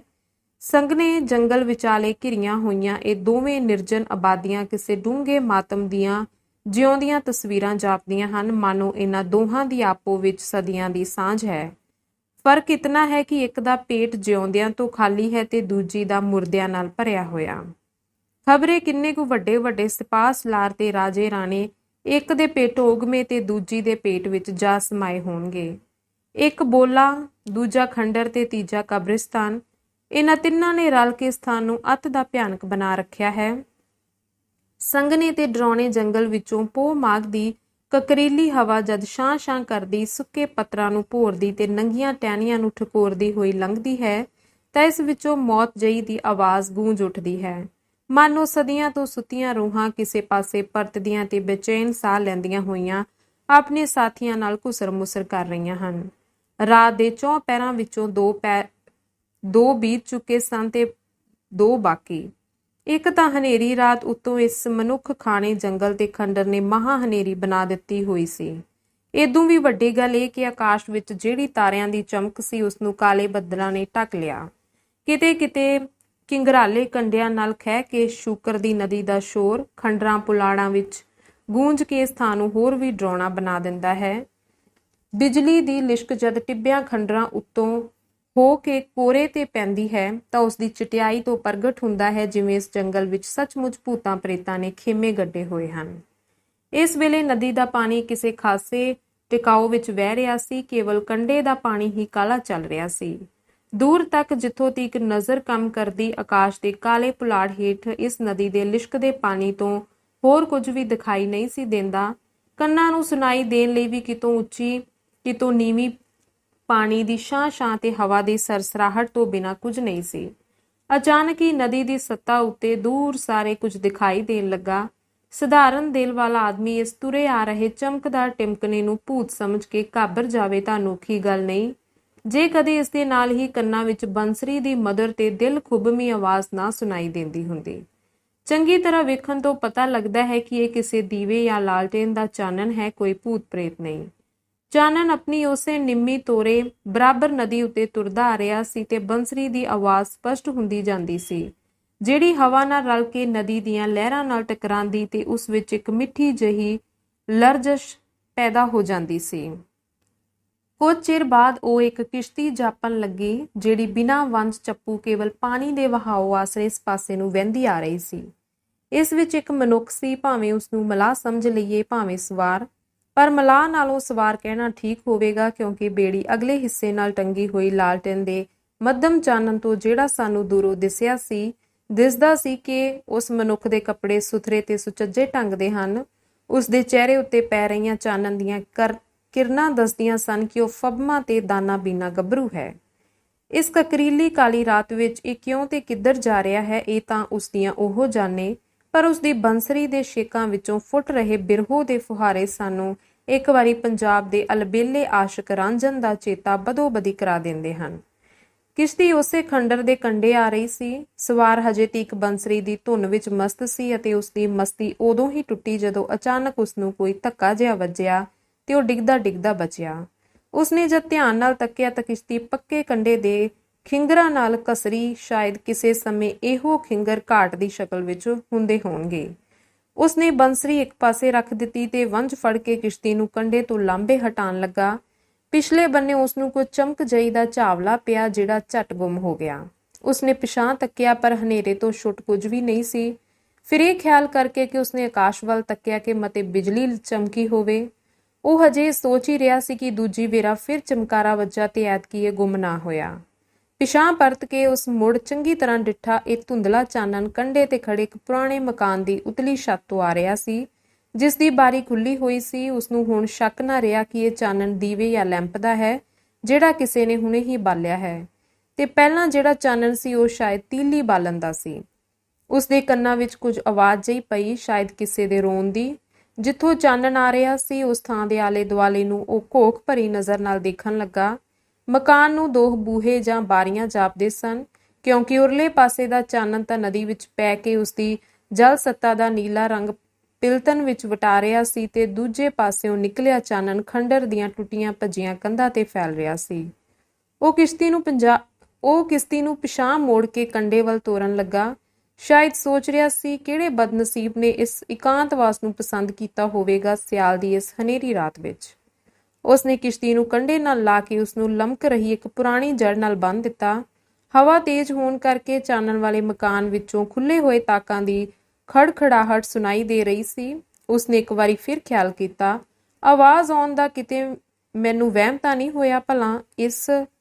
ਪਰ ਉਸਦੇ ਸ਼ੰਕੇ ਕਿਸੇ ਹੋਰ ਸ਼ਕਲ ਵਿੱਚ ਵੱਟ ਗਏ ਜਦ ਉਸਦੇ ਕੰਨਾਂ ਵਿੱਚ ਕਿਸੇ ਤੀਵੀਂ ਗਲੇ ਦੀ ਦਿਲ ਵਿੰਨਵੀਂ ਚੀਕ ਪਈ, ਜਿਹੜਾ ਨਾ ਕੇਵਲ ਜੰਗਲ ਵਿੱਚ ਗੂੰਜ ਉੱਠੀ ਬਲਕਿ ਅਡੋਲ ਵਹਿ ਰਹੇ ਪਾਣੀ ਦੀ ਛਾਤੀ ਤੋਂ ਤਰਦੀ ਹੋਈ ਪਾਰਲੇ ਕੰਢੇ ਨਾਲ ਵੀ ਜਾ ਟਕਰਾਈ। ਬੇੜੀ ਦੇ ਸਵਾਰ ਨੇ ਆਪਣੇ ਉੱਪਰ ਲਿਆ ਹੋਇਆ ਗਰਮ ਪਟੂ ਉਤਾਰ ਉੱਥੇ ਹੀ ਰੱਖ ਦਿੱਤਾ ਤੇ ਜੇਬ ਚੋਂ ਟਾਰਚ ਕੱਢ ਕੇ ਝਟਪਟ ਕੰਢੇ ਤੇ ਆ ਗਿਆ। ਇੰਨੇ ਸਮੇਂ ਵਿੱਚ ਹੀ ਉਤਲੀ ਆਵਾਜ਼ ਇਤਨੀ ਵਧੇਕ ਦਰਦਨਾਕ ਹੋ ਕੇ ਆਉਣ ਲੱਗੀ ਜਿਸ ਦਾ ਸੁਣਨਾ ਉਸ ਲਈ ਔਖਾ ਹੋ ਗਿਆ। ਚੀਕਾਂ ਉੱਤੇ ਚੀਕਾਂ, ਬਚਾਓ, ਕੋਈ ਮੈਨੂੰ ਬਚਾਓ ਇਸ ਰਾਖਸ਼ ਤੋਂ, ਹੇ ਪਰਮਾਤਮਾ ਮੇਰੀ ਰੱਖਿਆ ਕਰ। ਇਸ ਤੋਂ ਬਾਅਦ ਉਹਨੂੰ ਕਿਸੇ ਮਰਦਾਵੇਂ ਗਲੇ ਦੀ ਭਾਰੀ ਆਵਾਜ਼ ਵੀ ਸੁਣਾਈ ਦਿੱਤੀ, ਜਿਸ ਤਰ੍ਹਾਂ ਕੋਈ ਪੀੜ ਨਾਲ ਇੱਕ ਵਾਰਗੀ ਬਿਲਬਲਾ ਉੱਠਦਾ ਹੈ, ਜਾਂ ਜਿਸ ਤਰ੍ਹਾਂ ਬਾਂਹ ਮਰੋੜੀ ਜਾਣ ਅਥਵਾ ਕਿਸੇ ਸੱਪ ਟੂਹੇ ਦਾ ਡੰਗ ਵੱਜਣ ਤੇ ਕਿਸੇ ਦੇ ਮੂੰਹੋਂ ਨਿਕਲਦੀ ਹੈ। ਇਹ ਆਵਾਜ਼ 2-3 ਵਾਰੀ ਆ ਕੇ ਬੰਦ ਹੋ ਗਈ। ਕੀ ਸੱਚਮੁੱਚ ਇਸ ਥੇਹ ਵਿੱਚ ਕੋਈ ਜਿੰਨ ਭੂਤ ਰਹਿੰਦਾ ਹੈ? ਇਸ ਖਿਆਲ ਨੇ ਇੱਕ ਵਾਰੀ ਤਾਂ ਉਸ ਮਨੁੱਖ ਦੇ ਪੈਰ ਥਿੜਕਾ ਦਿੱਤੇ, ਪਰ ਦੂਜੇ ਹੀ ਪਲ ਉਸਨੇ ਇਹ ਵਹਿਮ ਦਿਲੋਂ ਕੱਢ ਸੁੱਟਿਆ ਤੇ ਵੇਖਣ ਲਈ ਕਿ ਮਕਾਨ ਨੂੰ ਪੌੜੀਆਂ ਕਿਹੜੇ ਪਾਸੇ ਵੱਲ ਹਨ, ਟਾਰਚ ਹੱਥ ਵਿੱਚ ਲਈ ਖੰਡਰ ਦੇ ਪਿਛਲੇ ਪਾਸੇ ਵੱਲ ਦੌੜਿਆ। ਹਵਾ ਇਸ ਵੇਲੇ ਤੇਜ਼ ਚੱਲ ਰਹੀ ਸੀ। ਉਸ ਮਨੁੱਖ ਦੇ ਦੰਦ ਖਟ-ਖਟ ਵੱਜ ਰਹੇ ਸਨ। ਉਹ ਹਜੇ ਮਸਾਂ 10-12 ਕਦਮ ਹੀ ਗਿਆ ਸੀ ਕਿ ਕੰਢੇ ਵੱਲੋਂ ਉਸਨੂੰ ਤੜਹਿ ਕਰਕੇ ਪਾਣੀ ਵਿੱਚ ਕੁਝ ਡਿੱਗਣ ਦੀ ਆਵਾਜ਼ ਸੁਣਾਈ ਦਿੱਤੀ। ਕੀ ਕਿਸੇ ਨੇ ਨਦੀ ਵਿੱਚ ਛਾਲ ਮਾਰ ਦਿੱਤੀ? ਉਹ ਮੁੜ ਕੰਢੇ ਤੇ ਆ ਪੁੱਜਾ। ਪਾਣੀ ਉੱਤੇ ਉਸਨੇ ਟਾਰਚ ਦਾ ਚਾਨਣ ਸੁੱਟਿਆ ਤਾਂ ਉਸਨੂੰ ਗੋਲ ਚੱਕਰਾਂ ਵਿੱਚ ਕੁਝ ਲਹਿਰਾਂ ਸੰਕੂਚਦੀਆਂ ਦਿਸੀਆਂ ਤੇ ਜਾਂ ਕੁਝ ਤਰਦੇ ਜਾਂਦੇ ਬੁਲਬੁਲੇ। ਉਸਨੇ ਹੀਲ ਦਲੀਲ ਨਾ ਕਰਕੇ ਕੱਪੜਿਆਂ ਸਣੇ ਛਾਲ ਮਾਰ ਦਿੱਤੀ। ਕੇਵਲ ਪੱਗ ਤੇ ਟਾਰਚ ਹੀ ਨਾਲ ਖੜੀ ਕਿਸ਼ਤੀ ਵਿੱਚ ਸੁੱਟ ਸਕਿਆ। ਉਸ ਥਾਵੇਂ ਪਹੁੰਚ ਕੇ ਚੁੱਭੀ ਲਾਈ, ਪਰ ਉੱਥੇ ਉਸਨੂੰ ਕੁਝ ਵੀ ਨਾ ਲੱਭਾ। ਉਸਨੇ ਪਾਣੀ ਚੋਂ ਸਿਰ ਕੱਢ ਕੇ ਜਾ ਵੇਖਿਆ ਤਾਂ ਕੋਈ 15 ਕਦਮਾਂ ਉੱਤੇ ਕੁਝ ਰੁੜਿਆ ਜਾਂਦਾ ਉਹਨੂੰ ਵਿਖਾਈ ਦਿੱਤਾ। ਲੰਮੀਆਂ ਛੜਾਂ ਮਾਰਦਾ ਉਹ ਉਸਦੇ ਮਗਰੇ ਤਰਨ ਲੱਗਾ, ਪਰ ਉੱਥੇ ਪਹੁੰਚਣ ਤੀਕ ਉਹ ਚੀਜ਼ ਹੋਰ ਦੂਰ ਚਲੀ ਗਈ। ਉਸਨੇ ਸਾਰਾ ਤਾਣ ਲਾ ਕੇ ਹੰਭਲਾ ਮਾਰਿਆ ਤੇ ਅਖੀਰ ਚੋਖੀ ਮਿਹਨਤ ਤੋਂ ਬਾਅਦ ਉਹਨੂੰ ਜਾ ਹੀ ਫੜਿਆ। ਇਹ ਇੱਕ ਮੁਟਿਆਰ ਦਾ ਬੇਹੋਸ਼ ਜਾਂ ਮੁਰਦਾ ਸਰੀਰ ਸੀ। ਉਸਨੇ ਲੋਥ ਫੜ ਤਾਂ ਲਈ, ਪਰ ਇੱਥੇ ਆ ਕੇ ਉਸਦੀ ਇੱਕ ਹੋਰ ਬਿਪਤਾ ਬਣ ਗਈ। ਪਾਣੀ ਦਾ ਇੰਨਾ ਵਹਾਓ ਸੀ ਕਿ ਇਕੱਲੇ ਆਦਮੀ ਨੂੰ ਵੀ ਸੰਭਲਣਾ ਔਖਾ ਸੀ, ਫਿਰ ਦੂਸਰੇ ਦਾ ਭਾਰ ਲੈ ਕੇ ਤਰਨਾ ਤਾਂ ਅਨਹੋਣੀ ਦੇ ਲਗਭਗ ਹੀ ਸੀ। ਫਿਰ ਵੀ ਉਸਨੇ ਹੌਸਲਾ ਨਾ ਹਾਰਿਆ। ਇੱਕ ਬਾਂਹ ਨਾਲ ਉਸਨੇ ਤੀਵੀਂ ਨੂੰ ਕਾਬੂ ਰੱਖਿਆ ਤੇ ਦੂਜੀ ਪਾਣੀ ਵਿੱਚ ਮਾਰਦਾ ਹੋਇਆ ਕੰਢੇ ਦਾ ਰੁੱਖ ਕਰਕੇ ਵਹਾਓ ਵਿੱਚ ਵਹਿਣ ਲੱਗਾ। ਉੱਪਰਲੇ ਪਾਸੇ ਜਾਣ ਦੀ ਉਸ ਵਿੱਚ ਕੋਈ ਵਾਹ ਨਹੀਂ ਸੀ। ਅੱਧਾ ਕੁ ਘੰਟਾ ਉਹ ਬਰਾਬਰ ਪਾਣੀ ਨਾਲ ਘੋਲ ਕਰਦਾ ਹੋਇਆ ਅੰਤ ਕੰਢੇ ਜਾ ਹੀ ਲੱਗਾ, ਪਰ ਇਸ ਵੇਲੇ ਉਸ ਵਿੱਚ ਆਪਣਾ ਆਪ ਕਾਇਮ ਰੱਖਣ ਦੀ ਆਗਜ਼ ਬਾਕੀ ਨਹੀਂ ਸੀ। ਕੰਢੇ ਦੇ ਲਾਗੇ ਬਰੇਤਾ ਹੋਣ ਕਰਕੇ ਪਾਣੀ ਲੱਕ ਤੋਂ ਵੱਧ ਨਹੀਂ ਸੀ, ਜਿਸ ਦੀ ਮਦਦ ਨਾਲ ਉਸਨੇ ਕੁੜੀ ਨੂੰ ਚੁੱਕ ਕੇ ਕੰਢੇ ਤੇ ਰੱਖ ਦਿੱਤਾ ਤੇ ਆਪ ਵੀ ਬਾਹਰ ਨਿਕਲਿਆ। ਉਸਨੇ ਕੁੜੀ ਦੇ ਨੱਕ ਨੂੰ ਹੱਥ ਲਾਇਆ। ਸਵਾਸ ਉਹਨੂੰ ਚਲਦਾ ਜਾਪਿਆ, ਪਰ ਬਹੁਤ ਧੀਮਾ। ਉਸਦੇ ਕੋਲ ਪਏ ਇੱਕ ਵੱਡੇ ਪੱਥਰ ਉੱਤੇ ਝਟਪਟ ਉਸਨੂੰ ਢਿੱਡ ਪਰਨੇ ਲਟਾ ਦਿੱਤਾ, ਜਿਸ ਨਾਲ ਮੁਟਿਆਰ ਦੇ ਅੰਦਰ ਭਰਿਆ ਹੋਇਆ ਪਾਣੀ ਮੂੰਹ ਥਾਣੀ ਨਿਕਲਣ ਲੱਗਾ। ਉਸ ਆਦਮੀ ਦਾ ਦਮ ਉੱਕਾ ਹਾਰ ਚੁੱਕਾ ਸੀ, ਪਰ ਕਿਸ਼ਤੀ ਤੱਕ ਪਹੁੰਚਣ ਬਿਨਾਂ ਨਾ ਉਸਦਾ ਆਪਣਾ ਬਚਾਓ ਸੀ, ਨਾ ਹੀ ਉਸ ਅਭਾਗਨੀ ਦਾ। ਕੁਝ ਚਿਰ ਤਾਂ ਉਹ ਜੀ ਛੱਡ ਕੇ ਕੰਢੇ ਤੇ ਪਿਆ ਰਿਹਾ, ਕਿਉਂਕਿ ਉਸਦਾ ਸਰੀਰ ਠੰਡ ਨਾਲ ਆਕੜਿਆ ਪਿਆ ਸੀ। ਪਰ ਥੋੜੇ ਚਿਰ ਬਾਅਦ ਉਸਨੇ ਸਰੀਰ ਦਾ ਬਲ ਇਕੱਠਾ ਕਰਕੇ ਉੱਠਣ ਦੀ ਕੋਸ਼ਿਸ਼ ਕੀਤੀ ਤੇ ਸੋਚਣ ਲੱਗਾ ਕਿ ਮੈਂ ਇਸ ਵਿਚਾਰੀ ਨੂੰ ਮਰਨ ਲਈ ਹੀ ਬਚਾਇਆ ਹੈ। ਕੁੜੀ ਦੇ ਬੇਹੋਸ਼ ਸਰੀਰ ਨੂੰ ਦੋਹਾਂ ਹੱਥਾਂ ਤੇ ਪਾ ਕੇ ਉੱਪਰਲੇ ਪਾਸੇ ਵੱਲ ਜਿੱਥੇ ਕਿਸ਼ਤੀ ਛੱਡ ਆਇਆ ਸੀ ਤੁਰ ਪਿਆ। ਕਿਸ਼ਤੀ ਬਹੁਤ ਦੂਰ ਨਹੀਂ ਸੀ, ਮਸੇ ਅੱਧੇ ਫਰਲਾਂਗ ਦੇ ਲਗਭਗ ਹੋਵੇਗੀ, ਪਰ ਇੰਨਾ ਪੈਂਡਾ ਹੀ ਉਸ ਲਈ ਕੋਹਾਂ ਬਰਾਬਰ ਸੀ। ਅਖੀਰ ਡਿੱਗਦਾ ਢਹਿੰਦਾ ਤੇ ਰਸਤੇ ਵਿੱਚ ਕਈ ਥਾਈਂ ਸਾਹ ਲੈਂਦਾ ਹੋਇਆ ਉਹ ਕਿਸ਼ਤੀ ਤੱਕ ਜਾ ਹੀ ਪੁੱਜਾ। ਕਿਸ਼ਤੀ ਦੀ ਲਾਲਟੇਨ ਬੁਝ ਚੁੱਕੀ ਸੀ, ਸ਼ਾਇਦ ਤੇਜ਼ ਹਵਾਵਾਂ ਨਾਲ। ਕੰਢੇ ਵਾਲੇ ਮਕਾਨ ਵੀ ਹੁਣ ਹਨੇਰਾ ਸੀ, ਹਰ ਪਾਸੇ ਡਰਾਉਣਾ ਹਨੇਰਾ। ਉਸਨੇ ਜਾਂਦਿਆਂ ਹੀ ਕੁੜੀ ਨੂੰ ਕਿਸ਼ਤੀ ਵਿੱਚ ਲਟਾ ਦਿੱਤਾ ਤੇ ਉਸਦਾ ਹਾਲ ਦੇਖਣ ਲਈ ਕਿਸ਼ਤੀ ਵਿੱਚੋਂ ਟਾਰਚ ਚੁੱਕ ਕੇ ਜਗਾਈ। ਚਾਨਣ ਮੱਧਮ ਸੀ, ਪਰ ਮੁਟਿਆਰ ਦੇ ਚਿਹਰੇ ਤੇ ਪੈਂਦਿਆਂ ਹੀ ਉਹ ਅਸਲ ਨਾਲੋਂ ਦੂਣਾ ਹੋ ਚਮਕਿਆ। ਮਾਨੋ ਉੱਥੇ ਇੱਕ ਟਾਰਚ ਦੇ ਥਾਂ ਤੇ ਦੋ ਜਗ ਰਹੀਆਂ ਸਨ। ਲੜਕੀ ਦਾ ਚਿਹਰਾ ਹਨੇਰੇ ਵਿੱਚ ਚਾਨਣ ਕਰਨ ਵਾਲਾ ਸੀ। ਉਸਦੇ ਲੱਕ ਤੋੜੀ ਨੰਗੇ ਕੇਸ ਭਿੱਜ ਕੇ ਉਸਦੇ ਸਰੀਰ ਉੱਤੇ ਲਿਪਟੇ ਹੋਏ ਸਨ। ਉਸਦੇ ਅੰਗ-ਅੰਗ ਵਿੱਚੋਂ ਸੁਹੱਪਣ ਦੀ ਬਿਜਲੀ ਕੂੰਦ ਰਹੀ ਸੀ। ਉਸਦਾ ਗੋਰਾ ਚਿਹਰਾ ਠੰਡ ਤੇ ਬੇਹੋਸ਼ੀ ਕਰਕੇ ਹੋਰ ਵੀ ਸਫੇਦ ਹੋ ਗਿਆ ਸੀ। ਕਿਸ਼ਤੀ ਵਿੱਚ ਉਸਦਾ ਪੱਟੂ ਮੌਜੂਦ ਸੀ। ਉਸਨੇ ਕੁੜੀ ਨੂੰ ਉਸ ਵਿੱਚ ਲਪੇਟਣਾ ਚਾਹਿਆ, ਪਰ ਉਹ ਗਿੱਲੇ ਕੱਪੜਿਆਂ ਵਿੱਚ ਲੱਥਪੱਥ ਸੀ। ਉਹ ਦਲੀਲਾਂ ਵਿੱਚ ਪੈ ਗਿਆ ਕਿ ਹੁਣ ਕੀ ਕੀਤਾ ਜਾਵੇ, ਤੇ ਉਸਨੂੰ ਕੱਪੜਿਆਂ ਸਣੇ ਉਤਾਰਦਾ ਹੈ ਤਾਂ ਪੱਟੂ ਭਿੱਜ ਕੇ ਠੰਡਾ ਹੋ ਜਾਵੇਗਾ, ਤੇ ਜੇ ਉਹਦੇ ਕੱਪੜੇ ਉਤਾਰਦਾ ਹੈ ਤਾਂ ਵੀ ਮੁਸ਼ਕਿਲ। ਸੋਚਣ ਦਾ ਸਮਾਂ ਨਹੀਂ ਸੀ। ਕੁੜੀ ਦੀ ਹਾਲਤ ਪੈਰੋ ਪੈਰ ਖਰਾਬ ਹੁੰਦੀ ਜਾਂਦੀ ਸੀ। ਉਸਨੇ ਹੋਰ ਦੇਰ ਕਰਨੀ ਮੁਨਾਸਬ ਨਾ ਸਮਝ ਕੇ ਕੁੜੀ ਦੇ ਕੱਪੜੇ ਉਤਾਰ ਦਿੱਤੇ। ਇਸ ਵੇਲੇ ਹਨੇਰੇ ਨੇ ਕੁੜੀ ਦੇ ਸਰੀਰ ਉੱਤੇ ਕਾਲਾ ਪਰਦਾ ਤਾਣ ਕੇ ਉਸਦੇ ਧਰਮ ਸੰਕਟ ਵਿੱਚ ਸਹਾਇਤਾ ਕੀਤੀ। ਇਸ ਤੋਂ ਬਾਅਦ ਉਸਨੇ ਆਪਣੀ ਪੱਗ ਚੌੜੀ ਕਰਕੇ ਉਸਦਾ ਪਿੰਡਾ ਕੱਜ ਦਿੱਤਾ ਤੇ ਉੱਤੋਂ ਪੱਟੂ ਨਾਲ ਚੰਗੀ ਤਰ੍ਹਾਂ ਲਪੇਟ ਕੇ ਉਹਨੂੰ ਕਿਸ਼ਤੀ ਦੀ ਛੱਤ ਹੇਠਾਂ ਲਿਟਾ ਦਿੱਤਾ।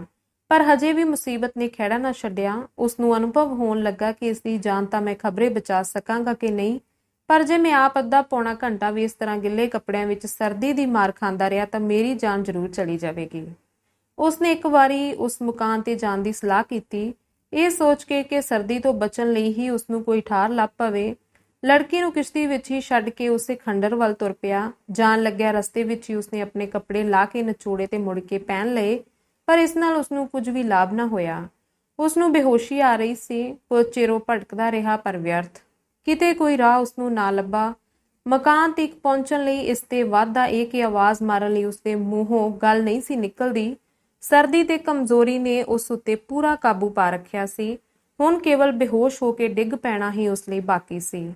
ਉਹ ਇੱਕ ਥਾਂ ਤੇ ਬੈਠ ਗਿਆ। ਫਿਰ ਉਹੀ ਖਿਆਲ ਕਿ ਮਾਰਨ ਲਈ ਹੀ ਉਸਨੂੰ ਬਚਾਇਆ ਸੀ, ਉਸਦੇ ਅੰਦਰ ਖਿਆਲ ਪੈਦਾ ਹੋਇਆ ਤੇ ਇਸ ਖਿਆਲ ਨੇ ਇੱਕ ਵਾਰੀ ਫਿਰ ਉਹਨੂੰ ਇੱਕ ਬਲ ਦਿੱਤਾ। ਉਹ ਉੱਠਿਆ ਤੇ ਡਿੱਗਦਾ ਡੋਲਦਾ ਕਿਸ਼ਤੀ ਵੱਲ ਮੁੜਿਆ। ਕਿਸੇ ਤਰ੍ਹਾਂ ਪਹੁੰਚਾ ਵੀ, ਪਰ ਇਸ ਤੋਂ ਵੱਧ ਹੁਣ ਉਹ ਨਾ ਆਪਣੇ ਲਈ ਕੁਝ ਕਰ ਸਕਦਾ ਸੀ ਤੇ ਨਾ ਹੀ ਕਿਸੇ ਹੋਰ ਲਈ। ਹਿੰਮਤ ਦੇ ਨਾਲ ਹੀ ਜੋਸ਼ ਵੀ ਉਸਨੂੰ ਜਵਾਬ ਦੇਣ ਲੱਗੀ।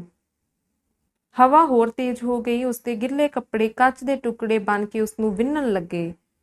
ਉਹ ਜਾਂਦਾ ਹੀ ਕਿਸ਼ਤੀ ਵਿੱਚ ਲੇਟ ਗਿਆ। ਪੱਟੂ ਰੁਕਿਆ ਹੋਇਆ ਸੀ। ਇਸ ਸਮੇਂ ਮੌਤ ਦਾ ਟਾਕਰਾ ਕਰਨ ਲਈ ਉੱਥੇ ਜੇ ਕੋਈ ਅੰਤਮ ਹਥਿਆਰ ਸੀ ਤਾਂ ਇਹਨਾਂ ਦੋਹਾਂ ਲਈ ਮਾਤਰ ਉਹੀ ਪੱਟੂ ਹੀ ਸੀ। ਬੇਹੋਸ਼ ਹੁੰਦਿਆਂ ਉਸ ਮਨੁੱਖ ਨੇ ਅੰਤਮ ਹੀਲਾ ਅਪਣਾਇਆ। ਉਸਨੇ ਪੱਟੂ ਦਾ ਸਿਰਾ ਉਸ ਕੁੜੀ ਦੇ ਪਾਸੇ ਵੱਲੋਂ ਚੁੱਕਿਆ ਤੇ ਆਪਣੇ ਆਪ ਨੂੰ ਉਸਦੇ ਹੇਠਾਂ ਲੁਕਾ ਲਿਆ। ਪੱਟੂ ਦਾ ਅੰਦਰਲਾ ਹਿੱਸਾ ਨਿੱਘ ਸੀ। ਪਹਿਲਾਂ ਕੁਝ ਚਿਰ ਲਈ ਤਾਂ ਮਨੁੱਖ ਨੂੰ ਉੱਕਾ ਹੋਸ਼ ਨਾ ਰਹੀ ਕਿ ਉਹ ਕਿੱਥੇ ਹੈ, ਪਰ ਪੱਟੂ ਅਤੇ ਇਨਸਾਨੀ ਸਰੀਰ ਦੇ ਨਿੱਘ ਨੇ ਕੁਝ ਚਿਰ ਬਾਅਦ ਉਸਨੂੰ ਮੌਤ ਦੇ ਮੂੰਹ ਚੋਂ ਕੱਢ ਕੇ ਨੀਂਦ ਦੀ ਗੋਦੀ ਵਿੱਚ ਰੱਖ ਦਿੱਤਾ। ਉਸਨੂੰ ਨੀਂਦਰ ਨੇ ਦਬੋਚ ਲਿਆ। ਜਦੋਂ ਪ੍ਰਭਾਤੇ ਪੰਛੀਆਂ ਨੇ ਚਹਿਕਣਾ ਸ਼ੁਰੂ ਕੀਤਾ ਤਾਂ ਉਸਦੀ ਨੀਂਦਰ ਖੁੱਲੀ। ਉਸਨੇ ਆਪਣੇ ਸਰੀਰ ਨਾਲ ਕਿਸੇ ਨੂੰ ਲਿਪਟਿਆ ਵੇਖਿਆ। ਉਹ ਤ੍ਰਬਕ ਕੇ ਉੱਠ ਬੈਠਾ। ਜਦ ਉਸਨੂੰ ਸਾਰੀ ਘਟਨਾ ਦਾ ਚੇਤਾ ਆਇਆ ਤਾਂ ਉਸਦੇ ਦਿਲ ਨੂੰ ਨਾ ਕੇਵਲ ਧੀਰਜ ਹੋਇਆ, ਸਗੋਂ ਖੁਸ਼ੀ ਵੀ। ਲੜਕੀ ਦੀ ਹਾਲਤ ਖਤਰੇ ਤੋਂ ਬਾਹਰ ਸੀ। ਉਹ ਨੀਂਦਰ ਵਿੱਚ ਲੰਮੇ ਸਾਹ ਲੈ ਰਹੀ ਸੀ। ਉਹ ਉੱਠਿਆ ਤੇ ਉੱਠ ਕੇ ਉਸਨੂੰ ਆਵਾਜ਼ਾਂ ਮਾਰਨ ਲੱਗਾ, ਪਰ ਕੁੜੀ ਨੇ ਇੱਕ ਗੱਲ ਦਾ ਉੱਤਰ ਨਾ ਦਿੱਤਾ। ਸਮਝ ਗਿਆ ਕਿ ਇਹ ਹਜੇ ਤੱਕ ਬੇਹੋਸ਼ ਹੈ। ਉਸਨੇ ਝਟਪਟ ਉਹਨੂੰ ਪੱਟੂ ਵਿੱਚ ਚੰਗੀ ਤਰ੍ਹਾਂ ਲਪੇਟਿਆ ਤੇ ਉੱਥੋਂ ਹੀ ਉਹਨੂੰ ਮੋਢੇ ਤੇ ਪਾ ਕੇ ਇੱਕ ਪਾਸੇ ਤੁਰ ਪਿਆ। ਕਿਸ਼ਤੀ ਉਸਨੇ ਉੱਥੇ ਹੀ ਛੱਡ ਦਿੱਤੀ। ਧੰਨਵਾਦ।